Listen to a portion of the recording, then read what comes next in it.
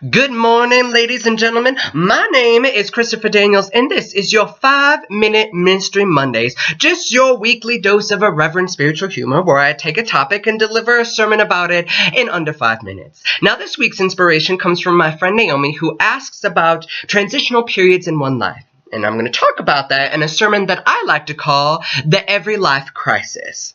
Now, I've got my preaching muumuu on, I've got my tiger's eye necklace, and of course with me, as always, is my trusted and value timekeeping device with 5 minutes on the clock, because if I didn't have some alarm to cut me off, we would be here for a half an hour. And Godspeed. Now, there are a number of major transitional periods in our lives, and of course, the two that often get the most attention are the quarter-life crisis and the midlife crisis. Speaking from personal experience, I went through the quarter-life crisis, that sort of angsty malaise that one reaches at 25, when all of a sudden my Facebook newsfeed was filled with posts about engagements and weddings and babies and promotions and PhDs and buying houses and buying cars and all these things in our life that we are supposed to do. And all of a sudden, I remember popping my head up like a prairie dog going, am I living this life right? Because my life didn't look like anybody else's life.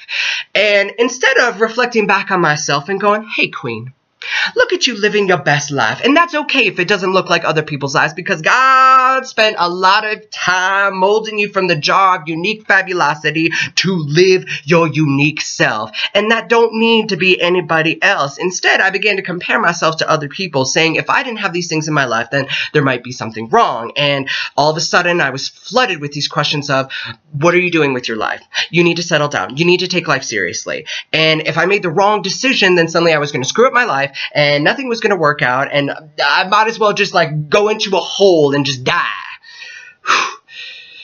And here's the thing about the quarter life crisis. Is once you start comparing yourself to other people in your lives and you begin to doubt exactly where you are, then suddenly you begin to believe that you are not on your path anymore. And the truth of the matter is that wherever you are is exactly where you are meant to be. Now, that don't mean that you won't be in resistance to it, but that ain't on God, that's on us, to release the expectations that we need to be somewhere other than exactly where we are. And the more that you have this idea that where you are isn't good enough, the closer you get to the land of R&R, resent and regret. Now, fear comes most acutely during periods of transition. As alchemists, the transitional period is called the transmutation phase, where we are no longer what we were, but we're not quite sure what we are to become. And this void, this space of unknowing is actually quite scary, because we heavily identify with circumstances and situations outside of ourselves. So we believe that we are our jobs or our relationships or whatever it may be. And so when we lose these things, suddenly it's a little bit of a death. It's a little bit of an ego death, and we're not really quite sure what our lives are supposed to look like or who we're supposed to be.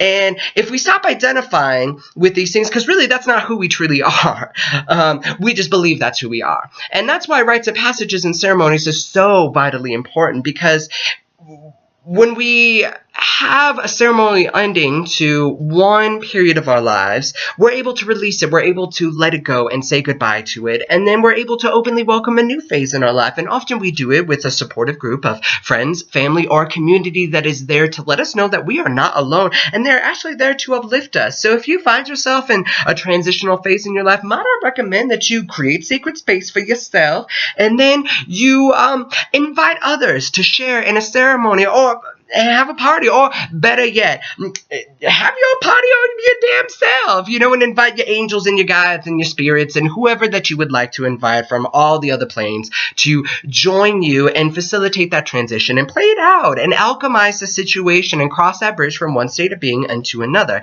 Now, the space between, and yes, feel free to cue that Dave Matthews Band music right now, is a really unique place, because it's where we get to just simply reside. Like the breath, the in-breath is one of action, it's one of building, it's one of fortifying, it's one of nourishing, and our exhale is one of surrender and release. But the space between is where everything happens. It is the moment before creation, it is the moment before destruction. And destruction ain't bad. Destruction just means the end of one thing and the ability to create something else.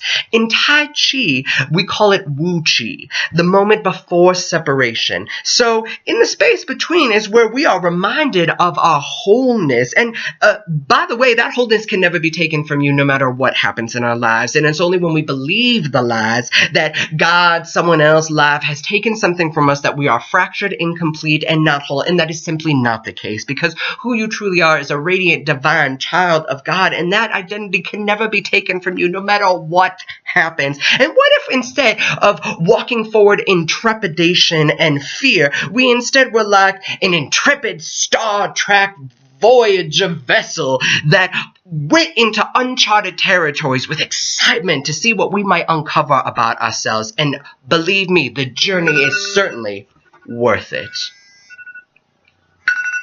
Now, if you would like to see more full-length sermons, feel free to check out Alchemist Theater. We have a show coming up a week from Wednesday, family featuring the fabulous Eric Anderson and perhaps a little special guest. Make sure to check us out every Monday for another episode of your 5-Minute Ministry Monday. Have a blessed day.